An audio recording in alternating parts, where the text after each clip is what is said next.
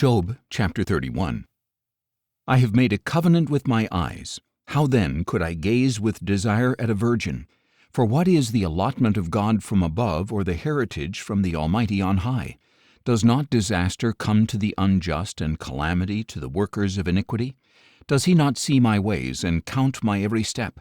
If I have walked in falsehood, or my foot has rushed to deceit, let God weigh me with honest scales, that he may know my integrity. If my steps have turned from the path, if my heart has followed my eyes, or if impurity has stuck to my hands, then may another eat what I have sown, and may my crops be uprooted. If my heart has been enticed by my neighbor's wife, or I have lurked at his door, then may my own wife grind grain for another, and may other men sleep with her. For that would be a heinous crime and iniquity to be judged. For it is a fire that burns down to Abaddon, it would root out my entire harvest.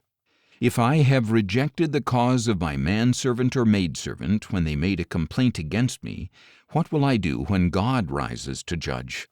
How will I answer when called to account? Did not he who made me in the womb also make them? Did not the same one form us in the womb?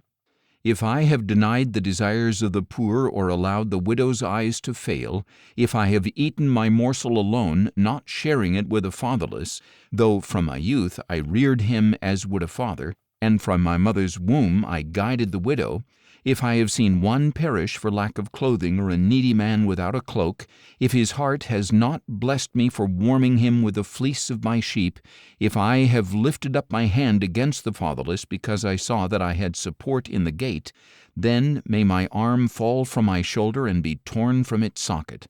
For calamity from God terrifies me, and his splendor I cannot overpower.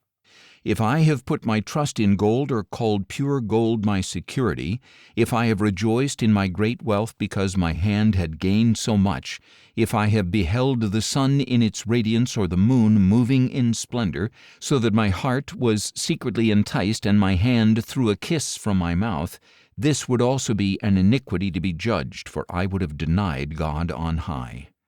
If I have rejoiced in my enemy's ruin, or exulted when evil befell him, I have not allowed my mouth to sin by asking for his life with a curse, if the men of my house have not said, Who is there who has not had his fill, but no stranger had to lodge on the street, for my door has been opened to the traveler, if I have covered my transgressions like Adam by hiding my guilt in my heart, because I greatly feared the crowds, and the contempt of the clans terrified me, so that I kept silent and would not go outside, oh, that I had one to hear me.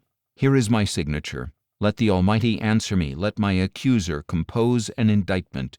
Surely I would carry it on my shoulder and wear it like a crown. I would give account of all my steps. I would approach him like a prince. If my land cries out against me, and its furrows weep together, if I have devoured its produce without payment, or broken the spirit of its tenants, then let briars grow instead of wheat, and stinkweed instead of barley. Thus conclude the words of Job.